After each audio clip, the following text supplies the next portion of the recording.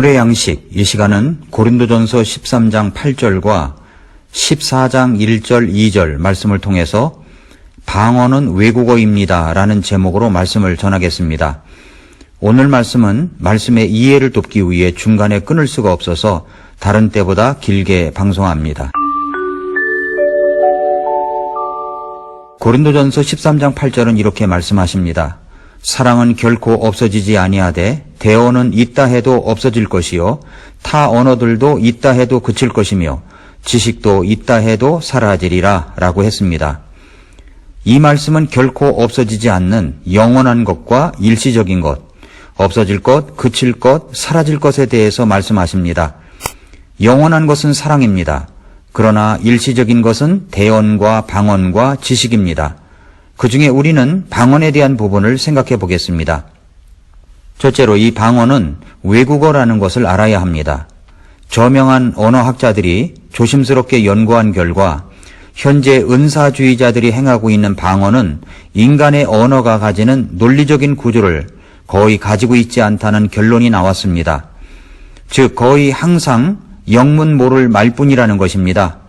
은사주의자들은 방언의 은사가 화자가 모르는 인간의 언어를 구사하거나 흔히 하늘의 언어, 천사의 언어라고 말하는 황홀경의 소리들을 말하는 능력이라고 주장합니다. 그렇다면 성경에서 실제로 방언으로 말한 예를 찾아보겠습니다. 실제 방언, 타언어로 말한 예가 사도행전과 고린도전서에만 나옵니다. 그런데 알아들을 수 없는 신비한 언어인 방언이 지금도 있다고 주장하는 은사주의자들은 흔히 사도행전에 나오는 방언의 은사는 외국어였고 고린도전서의 경우는 하늘의 언어였다고 주장합니다. 그러나 방언은 이제 그쳤다고 주장하는 비은사주의자들은 방언의 은사가 늘 사람의 언어였고 따라서 은사주의자들이 행하는 대부분의 언사는 하나님의 은사가 될 수 없다고 말합니다. 여기 상반된 주장이 있습니다. 자, 그럼 이 두 가지 상반된 주장을 검증해 보겠습니다. 성경에서 방언, 텅이라고 하는 타 언어라고 번역된 단어의 그리스 원어는 글로사입니다. 이것은 말 그대로 사람의 입안에 있는 혀, 사람이 구사한 언어, 특별한 지역의 사투리, 즉 방언, 이해할 수 없는 말 등을 뜻합니다. 그런데 이 같은 정의만으로는 문제를 해결할 수 없습니다. 대신 글로사가 성경에서 어떻게 사용되었는지 살펴보면 각각에 해당되는 다른 뜻을 알 수 있습니다. 방언으로 말한 예가 사도행전에서는 3번 나옵니다. 우선 첫째는 사도행전 2장 4절부터 11절의 오순절 사건입니다. 여기서 4절은 그리스도께서 명령하신 대로 성령님을 기다린 사람들이 성령님이 임하심에 다른 언어들로 말하기 시작한 것을 보여줍니다. 6절과 8절을 보면 이 다른 언어, 방언이 사람의 언어라는 것을 쉽게 알 수 있습니다. 오순절 명절날 여러 곳에서 예루살렘으로 온 사람들을 포함한 군중들이 놀란 것은 각 사람마다 자기 나라 말로 제자들이 말하는 것을 들었기 때문입니다. 군중들은 물었습니다. 우리 모두가 우리가 태어난 곳의 언어로 듣는 것은 어찌 된 일이냐? 바로 이 구절 다음에 그들 각 사람이 태어난 곳의 명단이 등장하며 거기 나오는 각 지역은 곧 그 지역의 언어를 보여줍니다. 바로 이 사건은 사도행전의 나머지가 어떻게 전개될지 보여주고 있습니다. 둘째는 사도행전 10장 44절부터 48절에 나오는 고넬료의 집에서 일어났습니다. 이때 일어난 기적도 사도행전 2장과 동일하게 타 언어, 방언으로 말하다로 표현되었습니다.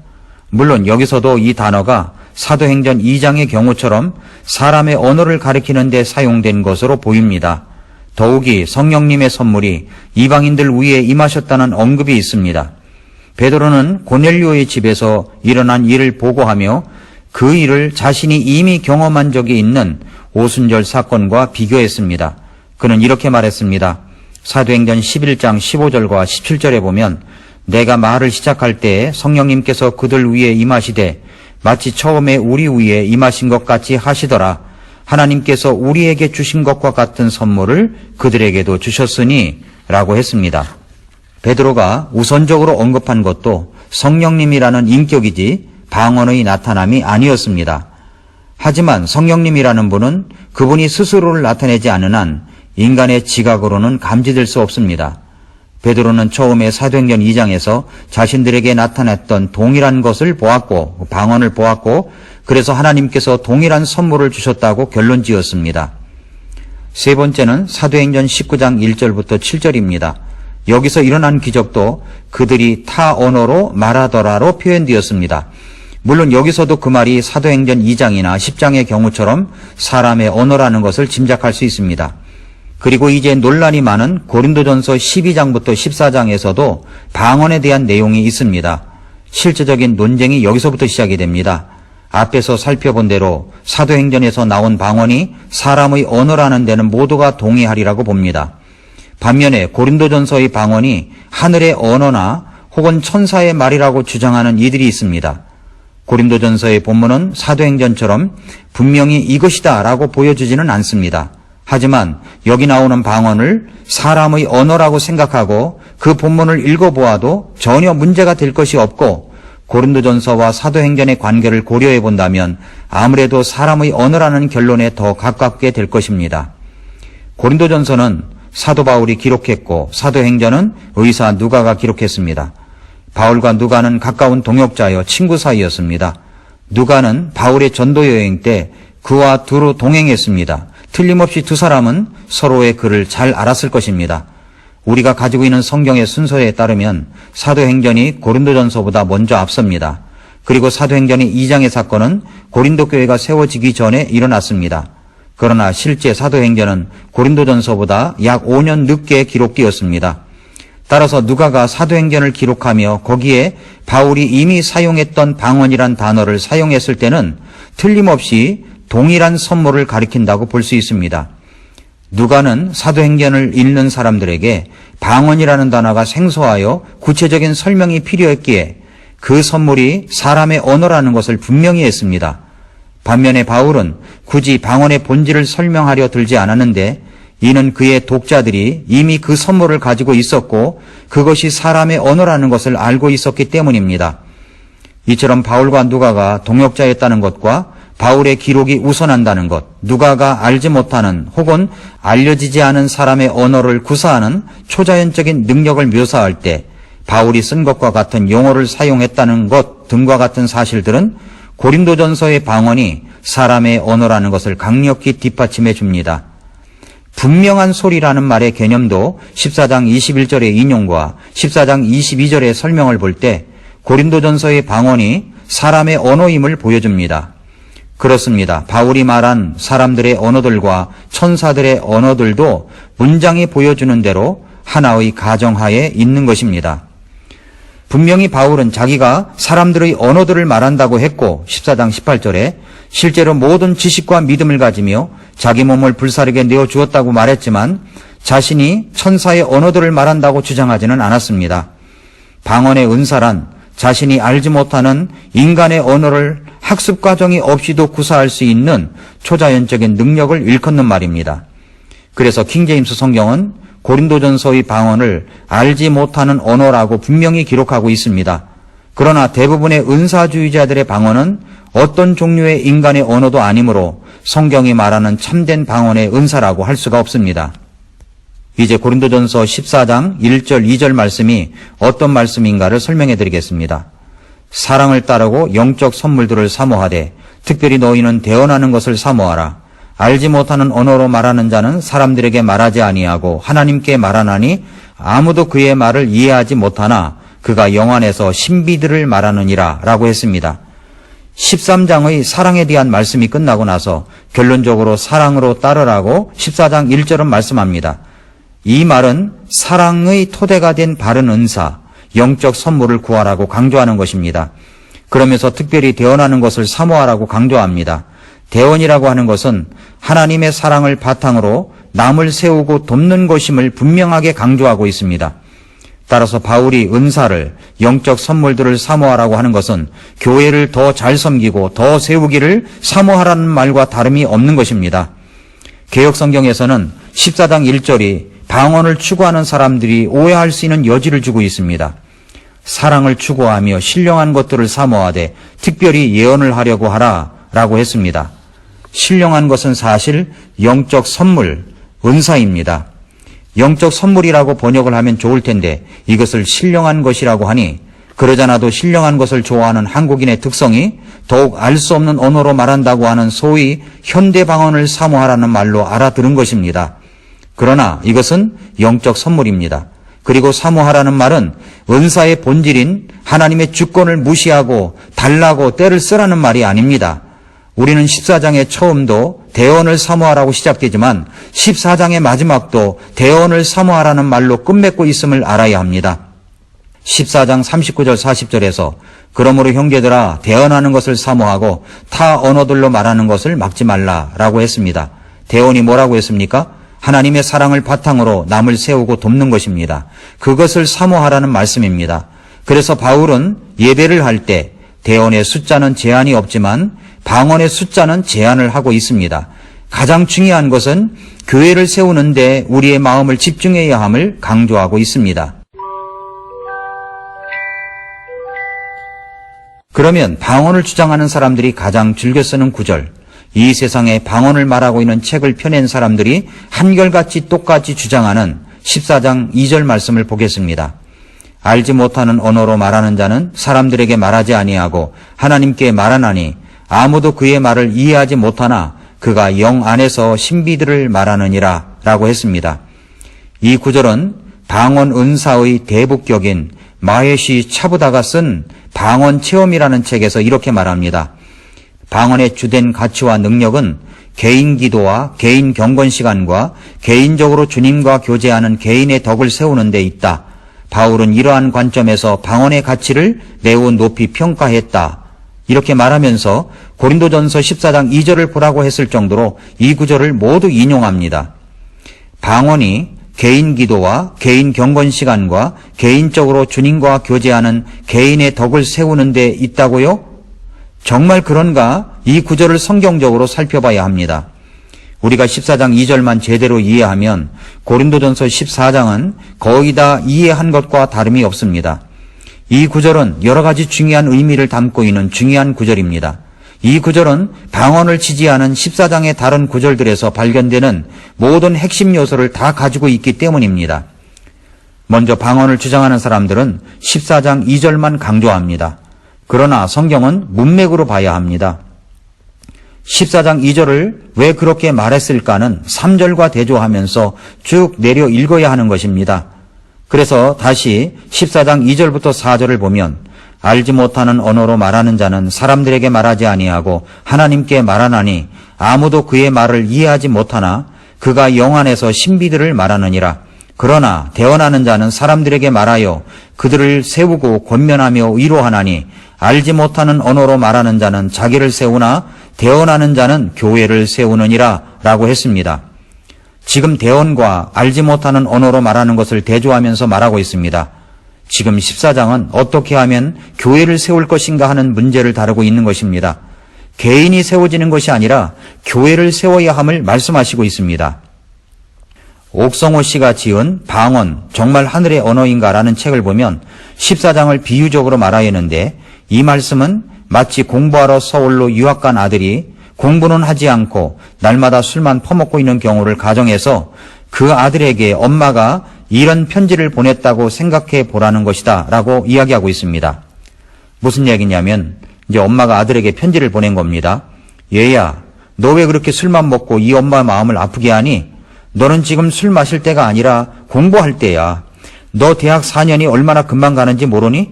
너 입학한 게 어제 같은데 벌써 내일 모레면 너도 4학년이잖아. 도대체 왜 그렇게 술독에 빠져 정신을 못 차리니?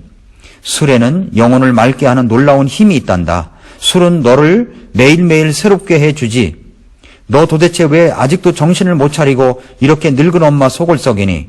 제발 부탁이다. 술 좀 그만 마셔. 술을 통해 우리는 알지 못하는 신비한 세계를 깨닫게 된단다. 너 내일이면 취직시험도 봐야 해. 그렇게 매일 술 마시면서 취직 준비는 언제 할래? 너 매일 그렇게 술에 쩔어가지고 제대로 할 수 있겠니? 좋은 술, 영혼을 맑게 하는 술은 도수가 20도 내외인 경우가 많단다. 만일 어머니가 이렇게 아들에게 편지를 보냈다면 이 편지를 정상인의 편지로 볼 수 있을까요? 이 엄마가 제정신입니까? 술 먹지 말라고 하면서 술을 찬양하고 있으니 말입니다. 그런데 14장에 나타난 몇 개의 타 언어, 방언에 대한 구절을 가지고 바울이 방언을 개인 경건을 위해 권유하고 있다고 주장하는 사람들은 바울이 마치 위에서 엄마가 아들에게 보낸 편지처럼 썼다고 하는 것과 같다는 말이 되는 것입니다. 그런 주장을 하는 사람들은 바울이 지금 책망을 하기 위해서 사용한 구절을 자신의 이론을 정당화하는 데 사용하고 있는 말도 안 되는 오류를 범하고 있기 때문입니다.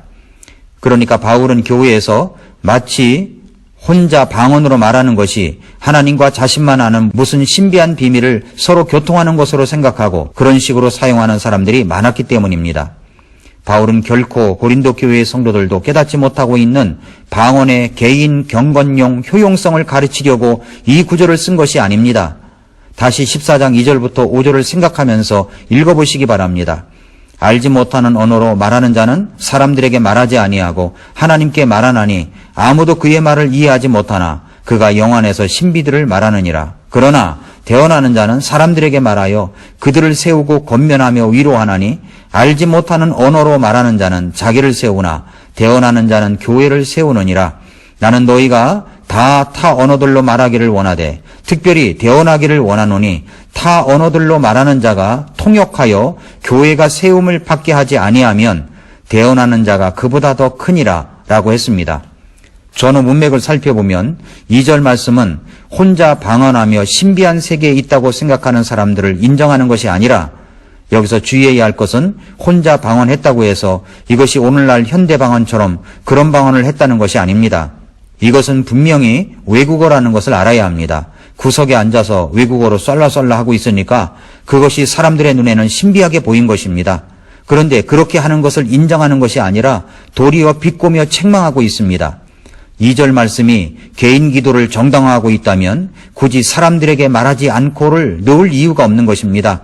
원래 개인 기도는 혼자 하는 것이고 하나님께 드리는 것이기 때문입니다. 만약 누군가가 나는 기도할 때 사람 앞에 하지 않아요 라고 한다면 참으로 이상한 말이 아닙니까? 왜 당연한 말을 새삼스럽게 하는 것입니까? 우리가 당연한 말을 새삼스럽게 강조할 때는 다 이유가 있기 때문입니다. 바울도 마찬가지입니다. 2절을 보면 그가 영 안에서 신비들을 말하느니라 라고 한 표현이 나옵니다. 이 부분을 보여주는 구절이 14장 14절입니다. 내가 알지 못하는 언어로 기도하면 나의 영은 기도하거니와 나의 이해하는 것은 열매를 맺지 못하느니라 라고 했습니다. 방언을 주장하는 사람들은 이 두 구절을 가지고 이것이 바로 방언 기도의 본질이라고 주장합니다. 방언은 나도 모르게 깊숙한 진심을 드러내는 기도야. 당신이 정신 차리고 기도한다면 5분도 제대로 하기 힘들지. 하지만 방언 기도는 영의 기도야. 그러니까 시간을 초월해서 몇 시간을 기도해도 단 몇 분 기도한 것 같다니까. 내 영은 내 이성이 결코 알 수 없는 수많은 비밀을 가지고 있어. 내 영은 그 비밀을 다 아버지께 털어놓고 토하고 싶어 한다니까. 내가 가진 수많은 아픔들, 나의 이성이 기억도 못하는 갖가지 것들을 나의 영은 아버지께 토하고 싶어해. 그게 바로 영의 기도야. 방언으로 드리는 영의 기도야. 이렇게 말합니다. 그러나 고린도전서 12장에 보면 하나님의 영이라는 말씀이 나옵니다. 14장에서는 나의 영이라는 말이 나옵니다. 하나님의 영과 나의 영이 대비가 됩니다. 하나님의 영은 성령입니다. 그러하면 나의 영은 무엇을 말하는 것입니까? 물론 성령은 될 수가 없습니다. 일반적 해석으로 본다면 나의 영이란 인간의 혼 또는 인간의 한 측면으로서의 혼을 가리킨다고 보고 있습니다. 그런데 문제는 바울이 왜 나의 영이라고 했는가 하는 것입니다. 결국 바울이 나의 영으로 기도하거니와 라는 기도를 어떻게 생각하고 있는가의 문제입니다. 고린도전서 14장 14절부터 19절을 읽어보면 나의 영으로 드리는 기도와 마음으로 드리는 기도를 대비하면서 더 극적으로 영과 마음을 대비합니다. 이 구절을 리처드 개핀 교수가 쓴 성령 은사론이라는 책 91페이지에 보면 몸과 정신이 따로 놀며 영은 하나님께 기도하는데 정신은 딴 데가 있다고 하는 식의 가르침은 전혀 성경과 관계없다고 말하고 있습니다. 성경은 항상 전인격적 존재와 전인격적 예배를 강조하기 때문입니다. 그렇다면 바울은 왜 자신이 쓴 다른 서신서들을 포함해서 성경 어디에서도 지지하지 않는 이런 식의 분할 내지 분리를 여기서 강조하고 있는 것입니까? 성경은 못 나눈다고 했는데 여기서 바울은 이렇게 왜 나누고 있는 것입니까? 성경의 가르침에 어긋나는데도 말입니다. 그렇게 말하고 있는 바울의 어조를 보면 지금 바울이 고린도 교회 성도들을 책망하고 있다고 볼 수밖에 없습니다. 그렇게 책망하고 비꼬고 있는 내용입니다. 아마도 바울은 고린도 교회의 현실에 대한 보고를 받으면서 소위 영으로 기도한다는 사람들에 대한 소식을 들었을 것입니다. 바울은 나의 영이라는 구절을 중간에 넣으면서 이렇게 묻는 것입니다. 내가 들은 바에 따르면 너희 중에는 정신은 관계없이 영으로만 기도하는 놀라운 사람들이 있다면서 참으로 대단하구나. 너희들 내가 생각했던 것보다 훨씬 더 대단해. 이렇게 비꼰 것입니다. 어떤 사람은 14절을 근거로 바울도 방언으로 기도했다고 주장합니다. 정말 그럴까요? 14절을 다시 보십시오. 내가 알지 못하는 언어로 기도하면 나의 영은 기도하거니와 나의 이해하는 것은 열매를 맺지 못하느니라 라고 했습니다. 킹제임스 영어 성경에 보면 이 구절 앞에 만약에 라는 if가 있습니다. 만약이라고 했습니다. 만약에 내가 알지 못하는 언어로 기도한다면 나의 영은 기도한다고 할지 모르지만 나의 이해하는 것은 열매를 맺지 못한다는 말입니다. 바울이 지금 방언을 했다고 하는 것입니까? 아닙니다. 그래서 바울은 15절을 이야기한 것입니다. 그러면 어찌하리요? 내가 영과 함께 기도하고 또 이해하면서 기도하며 내가 영과 함께 노래하고 또 이해하면서 노래하리라 라고 했습니다. 이해하면서 기도도 하고 이해하면서 찬송도 해야 하는 것입니다. 이해하지 못하고 하는 것은 아무것도 아니라는 결론입니다. 그리고 또 강조합니다. 14장 16절부터 19절을 보면 그렇지 않으면 네가 영으로 찬미할 때 배우지 못한 처지에 있는 자가 네가 무슨 말을 하는지 이해하지 못하므로 어찌 네가 드리는 감사에 아멘하리요. 너는 진실로 감사를 잘하되 다른 사람은 세워지지 아니하느니라. 내가 너희 모두보다 타 언어들을 더 많이 말하므로 내 하나님께 감사하노라. 그러나 교회에서는 내가 알지 못하는 언어로 만마디 말을 하느니 차라리 이해하면서 5마디 말을 하여 내 목소리로 다른 사람들도 가르치리라 라고 했습니다. 사랑하는 성도 여러분, 고린도전서 14장을 강의한다면 무척 시간이 많이 걸립니다. 그러나 오늘은 좀 길지만 이 정도로 해서 우리가 방언이라고 하는 것은 외국어이며 지금도 배우지도 않고 하는 애국어를 하는 은사는 그쳤다는 사실을 말씀을 드립니다. 사랑은 영원한 것입니다. 그러나 방언은 그쳤습니다. 지금은 아무리 외국어를 잘하여 다른 사람들이 알아듣지 못하는 만마디 말을 하는 것보다 차라리 말씀을 깨달을 수 있고 이해할 수 있는 5마디 말을 하는 것이 더 영적인 것이고 신비한 것입니다. 깨달은 말씀을 가지고 사람들을 세워주고 격려하고 돕는 것이 교회를 세우는 일입니다. 성경이 강조하는 것은 교회가 바르게 세워지는 것입니다. 사랑은 영원한 것입니다. 그러나 방언은 성경의 완성으로 더불어 이제는 그쳤습니다.